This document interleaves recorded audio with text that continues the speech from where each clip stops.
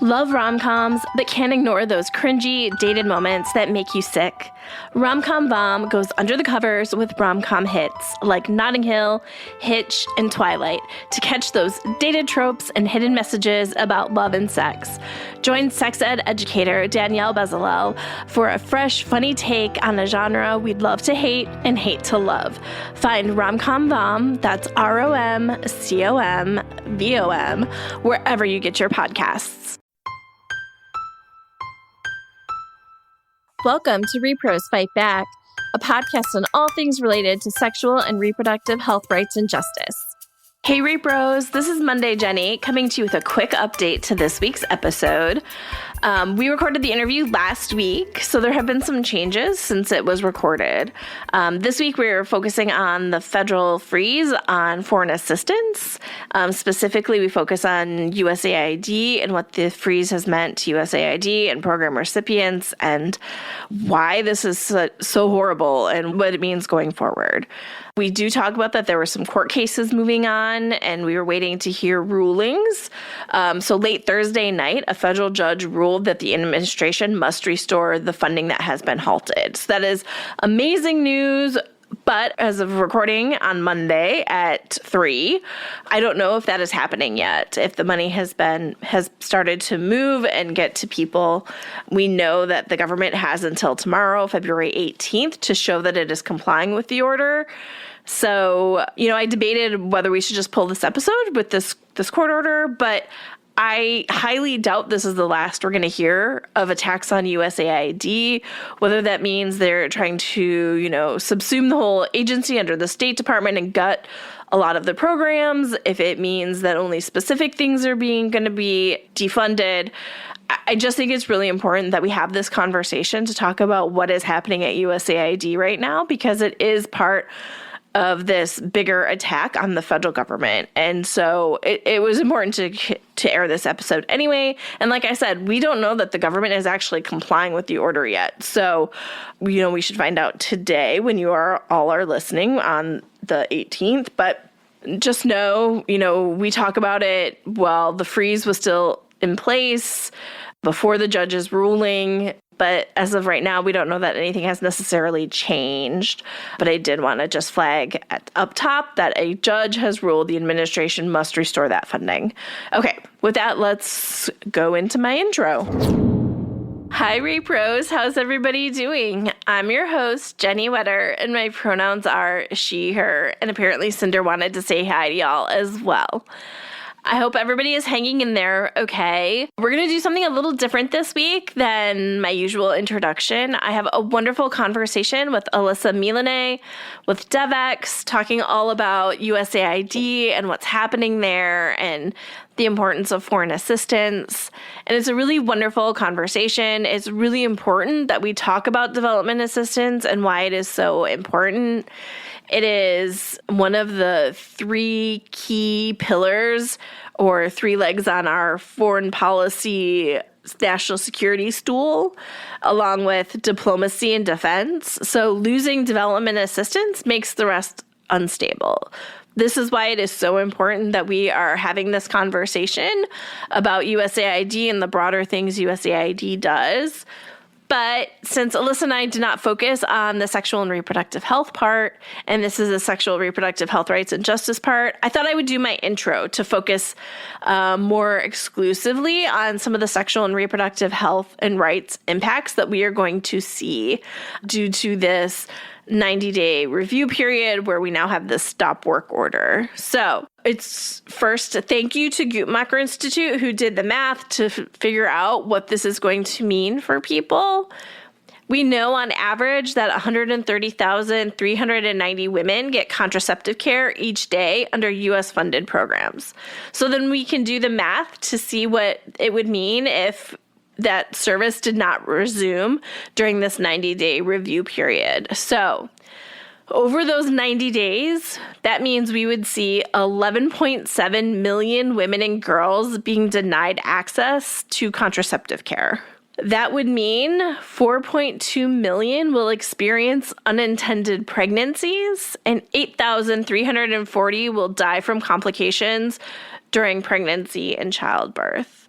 So we know that'll be devastating. And with the loss of USAID, this could be longer term than 90 days. So these devastating impacts could continue to grow.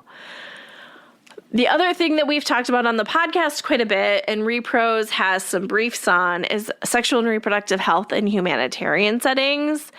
And a really big player in that world is the United Nations Population Fund, or UNFPA.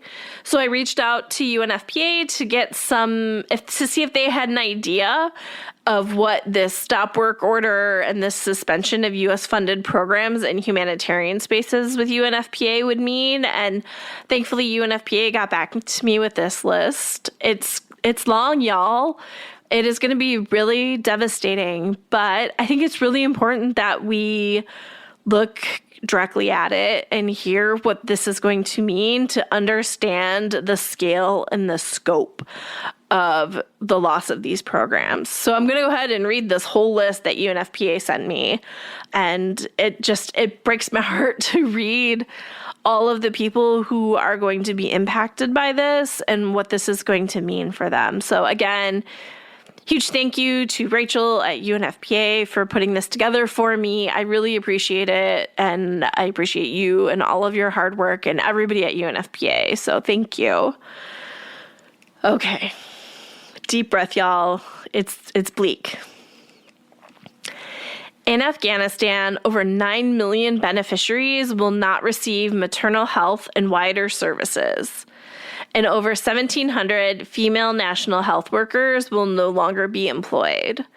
And it's important to note that Afghanistan has the world's 8th highest maternal mortality rate. Services that will be interrupted include those provided by hundreds of mobile health teams, family health houses, and counseling centers. In Bangladesh, nearly 600,000 beneficiaries are at risk for losing sexual and reproductive health and gender-based violence and response services. Life skills classes for thousands of Rohingya women and youth living in Cox's Bazar are being halted. Bangladesh's reduction in maternal mortality and teenage pregnancy rates from the last few years could stagnate with the loss of this assistance. In the Central African Republic, life-changing reproductive health services for Sudanese refugees and returnees, as well as those host communities, will be stopped, as will clinical management of rape for thousands of women and girls who have been raped by armed men in Sudan. In Chad, life-saving reproductive health services will be interrupted, affecting women among forcibly displaced populations living in refugee camps. Reception sites for flood-affected populations and returnees and host populations. In Gaza, 50,000 pregnant women will lose critical care as UNFPA's mobile health teams are forced to halt operations. These teams provide services through home and shelter visits, especially in the hardest-hit northern areas. In addition, mobile emergency obstetric and neonatal care units will be affected, as well as the supply of medicines to 80 health facilities and the continued functioning of dozens of safe spaces. In Pakistan, 1.7 million people, including 1.2 million Afghan refugees, will lose life-saving sexual and reproductive health services provided by 62 health facilities. In Sudan and its surrounding countries, thousands of displaced people will lose emergency sexual and reproductive health services and gender-based violence prevention and response services. In Ukraine, around 640,000 women and girls will be affected by cuts to psychosocial support, gender-based violence and prevention and response services, safe spaces, economic empowerment programs provided by 45 mobile teams and 21 safe spaces. And in Yemen, more than 220,000 people displaced by conflict or natural disasters will lose access to life-saving emergency relief deliveries of essential items. Y'all, this is just looking at one organization's work in humanitarian settings, and it's only looking at sexual and reproductive health service impacts. This freeze on foreign assistance is going to be devastating, and the loss of USAID, if it doesn't come back, is going to just it be devastating. So many people are going to lose their jobs, whether they work directly with USAID or contractors. People's health and lives are at stake in countries where U.S. development assistance is life-saving and life-changing. This is a real crisis, y'all.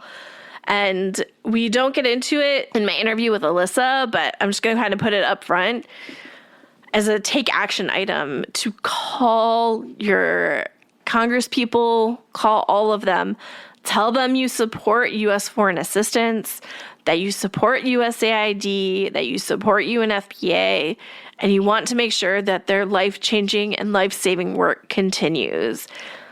This is all hands on deck, y'all. We need to call and make our voices heard and tell them that this is important and that we need to save these programs. Okay. With that, let's turn to my interview with Elissa Miolene to talk all about what is happening at USAID right now. Okay, let's go to my conversation with Elissa. Hi, Elissa. Thank you so much for being here today. Hey, Jenny. Thanks so much for having me. Before we get started, would you like to take a second and introduce yourself and include your pronouns? Definitely. So my name is Elissa Miolene. I am a reporter at Devex, and I go by she, her. Okay. As I have taken to having to do since the new administration, everything is moving so fast, especially on the topic we're going to talk about today, that I think we need to just be clear. We are recording this on February 13th at noon. So we know some things are going to change between when we're recording and when people hear this, but it's just important to everybody needs to know when we're recording it. This is true as of when we record. Absolutely. Things are changing so rapidly here. It's slowed down ever so slightly, but I think the last 3 weeks have definitely been the most fast-paced of my entire career in terms of going to the shower, coming out and expecting 50 signals and, what's happened while those 15 minutes I was there. Oh, yeah. I can only imagine as somebody who does reporting on USAID. I mean, there's always things happening, but not like this. Exactly. Okay, so since this podcast is a rePRO podcast and we've talked about international family planning funding and things like that, but we've not necessarily done a what is USAID and really talked about USAID on its own. So maybe that's a really good place to start before we get into what is currently happening. And there's a lot of misinformation floating. So what is USAID? Yeah, good question. So USAID was created in 1961. So this is kind of the time JFK was president. We had a lot of different political issues going on at the time, but namely the Cold War, right? So USAID actually at its core was created to kind of counter Soviet influence through foreign assistance, which today we often think of as a bit of the U.S.'s soft power. So at the time, President Kennedy kind of argued that the U.S. had both a moral obligation to help other countries across the world, but also that the U.S. could benefit from what that assistance or that soft power could provide. So flash forward multiple decades, USAID has expanded and grown over the years. Before the last couple of weeks, USAID had a staff of more than 13,000 people. 2/3 of those folks worked overseas, and the agency helped tens of millions. I mean, we're talking about, like you mentioned, Jenny, reproductive health care, but also things like emergency and disaster response, food assistance, economic growth activities, livelihoods programming. So really across the gamut of foreign assistance. USAID is also the biggest bilateral, or was the biggest bilateral donor across the world. So it really touches everything in the space. Yeah, and I think that something we've talked about on the podcast a lot is humanitarian assistance. The U.S. was also outsized in humanitarian assistance. Definitely. I think made up about 40%, between 40 and 50% of humanitarian response globally. Okay. So as we said, it has been chaotic, honestly, from basically day one around foreign assistance. So that started with the 90-day pause. So what happened? Yeah, so exactly. It started with a foreign aid freeze. So that was enacted when President Donald Trump first took office. So this is literally within hours of him, returning to the White House. A couple days later, though, there was a stop work order. And that made not just funding freeze as it had a couple of days before, but work now had to be stopped across the world. Work that was continually ongoing, just halted. So after that, there was a whirlwind of activity. So there was a congressional notification stating that parts of USAID would be downsized and absorbed into the U.S. State Department. Others would be dissolved entirely. Secretary of State Marco Rubio also announced that he would be serving as USAID administrator. And in between, there's just been wave after wave after wave of furloughs and layoffs and administrative leave notices, both with staff at USAID and throughout the implementing partners that USAID works with. So that's local organizations like nonprofit groups, also big for-profit contractors that work across DC and around the world, and everyone in between. So in terms of kind of USAID staffers, that also included people in war zones. So I had been talking to staff in Ukraine and across the Middle East that were just telling me, I have no idea if I have a job. I've been locked out of the system, and I don't know if I'm supposed to go home. And actually, if I am supposed to go home, I have no way of contacting the folks that would help me get back. So that's kind of what's been going on the last couple of weeks. The latest kind of where we're at now is that last week, there was a notice sent out that on last Friday by midnight, all staff that were remaining at the agency would be placed on administrative leave. Now, that was reversed due to a court order. They're now placed on administrative leave until tomorrow night, Friday night at midnight, and we don't know what will happen after that. So a lot of folks are just waiting in the wings saying, do I have a job? Do I not? And what will happen after tomorrow? Yeah, and like the scale of it is wild. You talked about how there were over 13,000 staff, and that was cut down to 300 to now 600. Is that where the final numbers are? Like, that is bonkers. And one more point on that too, Jenny, is yes, your numbers are right, we think, so far. But this came after, wave after wave again of people being placed on leave, being terminated. Then there were reports, we saw an internal email stating that it would be about, I think the number was between 290 and 300 folks. And then within 24 hours, that was shifted. And then 600 folks, I think 611 was that number. So it's a lot of back and forth in terms of who will stay, who will remain, what that agency will look like. I mean, I think at least in the 300 figure bit, that left 12 people focusing on the entire African continent. So that's a total reshaping and reshifting of not just US foreign assistance, but foreign assistance globally. And then you've also got people who are outside of the agency. So I mentioned earlier that, this is impacting other organizations that receive money from USAID. At Devex, we kind of crunched the numbers last week, and we estimate that USAID's partner organizations are losing out of more than $60 billion as a result of this freeze. And the worst affected organizations lost more than 80% of their revenue overnight.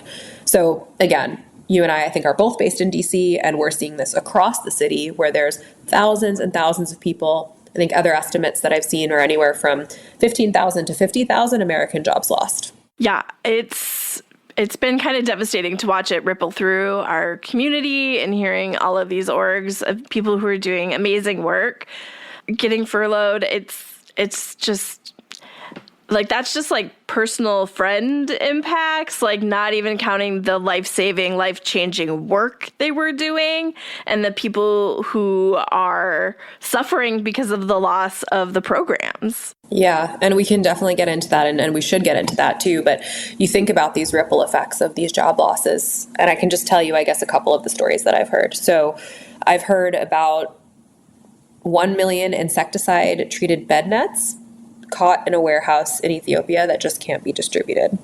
I've heard of programs across the world, especially those in kind of conflict hotspots, being completely suspended. So that includes a couple organizations I've spoken with on both sides of the Uganda-Congo border that are just simply unable to address women coming across the border after being raped. We know that in the Congo, rape is often used as a weapon of war. There's no mental health services that were previously being provided.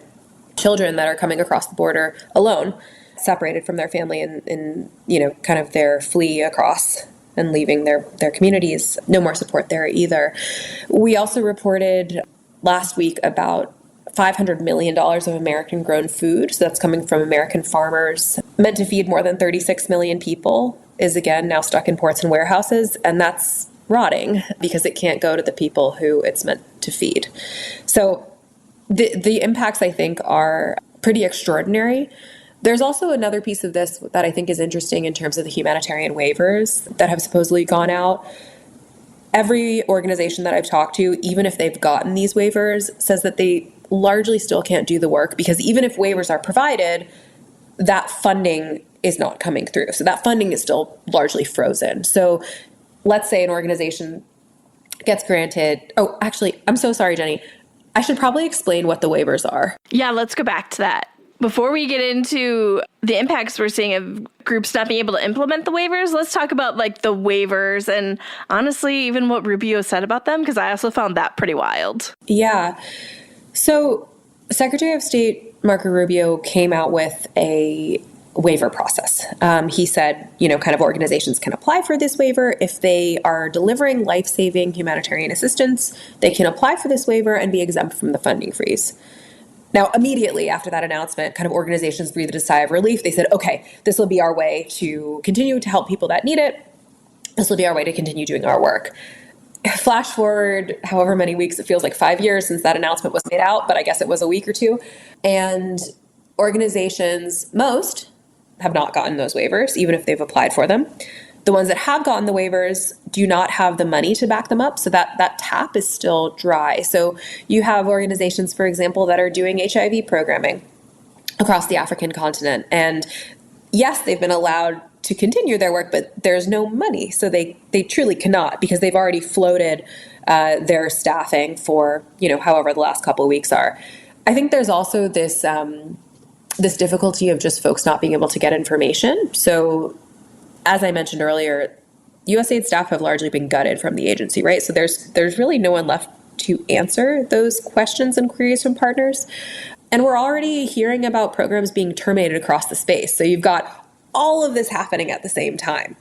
And to your point and your question about Secretary Rubio's comments about it, I mean, I think this has really been very upsetting for a lot of the organizations that I've talked to because he said, I couldn't make this clear. And organizations are they're kind of baffled because they don't understand it at all and they're not getting the information that they say that they need to get. Yeah, it's been pretty devastating, talking to groups who are caught up in this and, not just because they can't get the money flowing, but like supplies are getting held up. The supply chain is falling apart.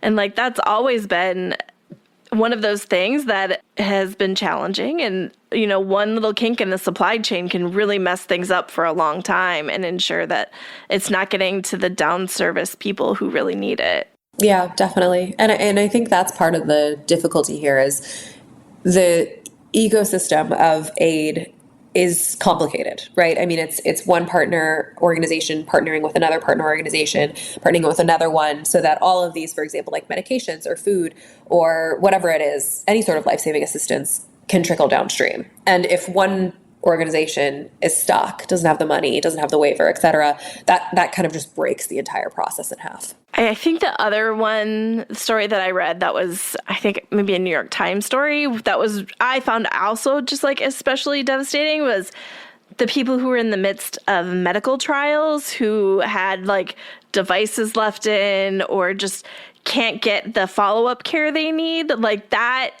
is just so inhumane and wild to me this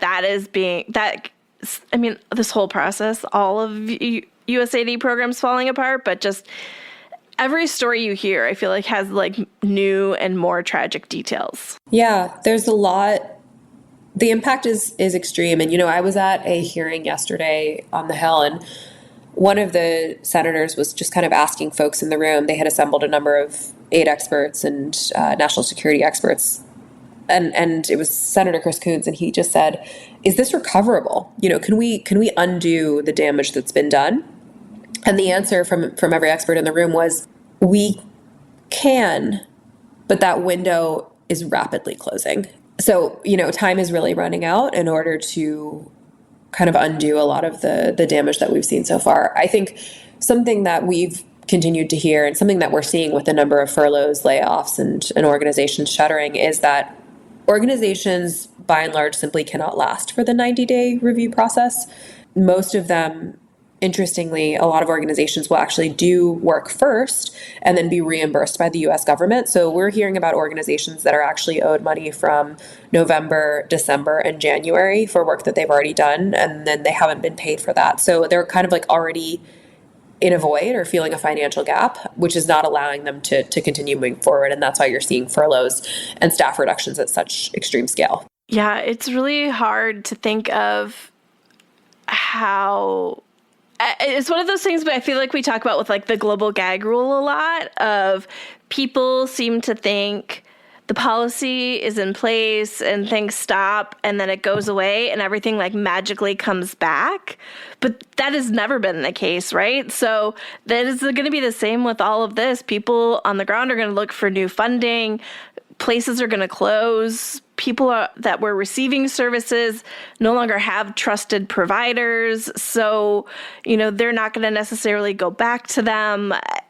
It's a very complicated process of when it goes away and when things come back, because it is not just a light switch that just like magically everything is restored. Right. I mean, even think about it on the individual level, right? It's like if you're furloughed or you're let go from your nonprofit job and you'd love to continue doing the work that you were doing, whether it be in reproductive health or whatever it might be. But most organizations are experiencing the same downfalls as your last organization. Are you going to stay in the nonprofit space? I mean, many folks that I'm talking to are saying, okay, well, maybe I have to go into the private sector now. So this is a gradual erosion of folks that might have been in the nonprofit space earlier, now kind of shifting gears and doing something completely different. Now, once that person goes and gets another job, it's not like, okay, everything's fixed, they're going to come back. I mean, we're seeing workforces leaving, people leaving the sector. And yeah, I mean, we'll see what happens, whether, we've heard, again, we've seen and heard reports of USAID's absorption into the State Department and what that looks like. But going from 10,000 or 13,000, whatever the number might be, to 300 or 600, whatever the number might be, is a 95% decrease, right? So, I mean, just that staff alone, where are they going to go, right? If not the nonprofit sector, which doesn't seem viable right now. Yeah, and it just makes me think of, obviously, you can't run the same scale of programs. What programs are going to be completely lost?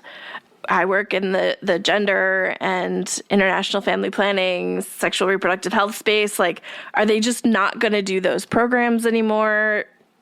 Kind of feels likely, right? Like, it's not like things will continue on a smaller scale. Things will definitely be, some programs are just going to go away. Yeah, I think that's definitely true. I think we'll see how, again, everything shakes out and what programs or priorities will be emphasized. But I think what's interesting is that this is really different from the first Trump administration, which had, USAID under Mark Green had a lot of really great reform work done. There was amplification of local partners, kind of shifting aid to get it to more smaller grassroots groups. There was also a lot of work being done in the private sector. So really like kind of enhancing and catalyzing the private sectors in various countries that USAID worked with. So people really, I think, look at Mark Green's tenure with USAID as, a lot of good work that was done at that time. What we're seeing now under Trump's second term is completely different. So I can hypothesize, but it's really hard to predict what might be retained and what might not going forward, especially because, for folks that want a reform of USAID, which I think is, frankly, most of the sector, right? I mean, everyone can kind of agree that we could do well in the sector with reviews or recalibrations or, just kind of rethinking and making sure that everything is going to speed and working as best as it can be, the most efficiently that it can be. But without enough people to put that process in place, I do wonder what will happen next. And I also think in that space, there's the gap of public perception and reality. Like, we know whenever people are asked, like, how much they think goes to foreign assistance, like not just USAID, but foreign assistance, it's always like between like 10 and 25% of the budget, and which is so far out of step from the reality, which is less than 1%. USAID is like 0.5%.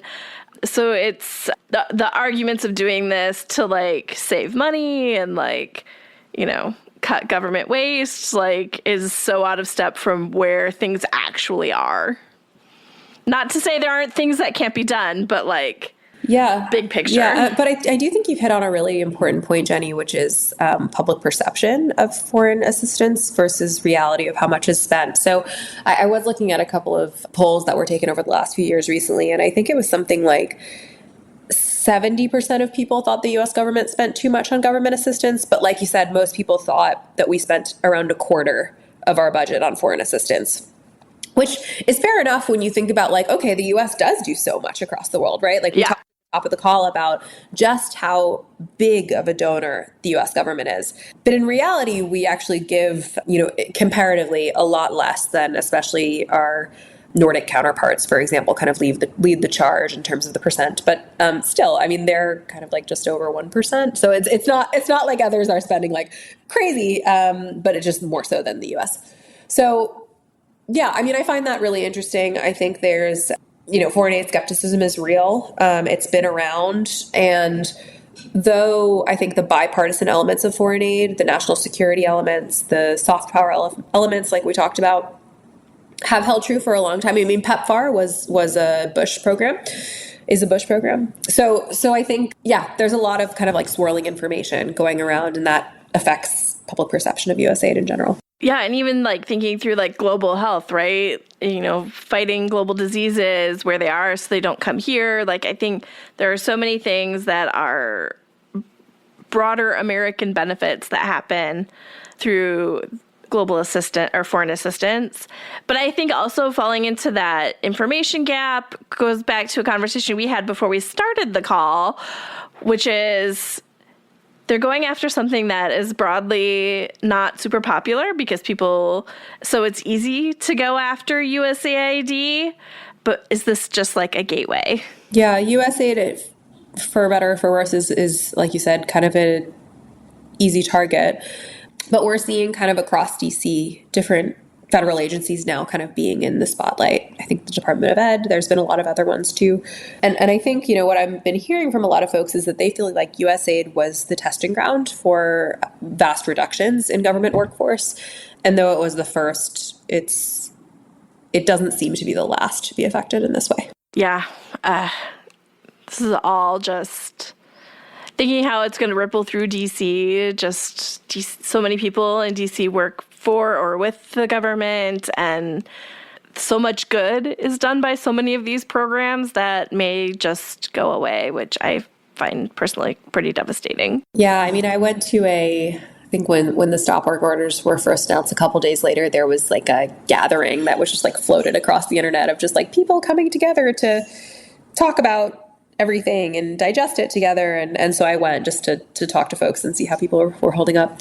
And it was pretty insane to just see like so many different tables of colleagues. There was folks from a nonprofit, folks from a for-profit contractor, all in the development space, but table after table after table of people that were either furloughed or terminated, most of which were not actually at USAID. So yeah, again, just speaks to the ripple effects like you were saying. Well, and I think it's hard to understate not just the devastation of being furloughed, but like some of the people like real trauma for like running these programs that are seeing their life's work just like dismantled. There are so many people I've talked to that I can just see disillusionment and like trauma for watching something that they have cared so passionately for and fought so hard to ensure that people are getting the services they need just stop and be painted in such a villainous light in the conversations that are being weaponized to demonize USAID. Yeah, I think something else I'm feeling is also a bit of like survivor's guilt too among people that have their jobs and are working in different programs but can't help the people that they were hoping to help. People that are just kind of like, I was doing X, Y, and Z before, but now I'm just sitting at home. And just kind of like the impact that has on folks, I think is another element of all of this, and that's kind of adding to the fact that they don't know if they're going to be taken out of country or the program will halt or stop entirely. But I do think when you're working with communities on the ground, you start to bear a bit of responsibility for obviously their well-being, because that's what you're trying to accomplish through your job, right? So it's more complicated in that way. Okay, so as things are moving very fast and there are so many unknowns, what's next? So like I said earlier, there's a couple of different court cases that are now running through DC at the moment. So one of them, my colleague is in right now. She should have some reporting on that later today. So we'll see what she finds during that however many hours long session that is. But the big thing that we're all waiting for, at least us at Devex and talking to folks and sources in the space, is what happens after tomorrow midnight, because that's the deadline that's been given for the remaining USAID staff right now to be halted from being placed on administrative leave. Now that could change with the court cases. We don't know. So that's kind of the biggest thing that we're looking at. What happens with these legal challenges? What happens to USAID staff post tomorrow? A lot of this too is like what happens to organizations as well. So again, we talked about waivers. We talked about funding not coming in. How much longer can folks last? I mean, every week we've heard more waves of termination of awards, more waves of termination of colleagues. So what does it look like next week? I mean, it's a moving target at the moment in terms of looking at what the impact will be. I was just thinking one thing we didn't say explicitly, but maybe is worth mentioning that with the conversation of USAID being subsumed under state is that USAID was created by Congress. Like there's you can't just do that. Like Congress created this separate department agency to run this. So it just feels like it would be missed if we didn't clearly state that this is an important part of this whole story. Yeah. And this is definitely something that you're hearing, or I'm hearing a lot from Congress members on the Hill. Democratic Congress members have really made this a talking point in terms of USAID was created by Congress. It can only be removed by Congress.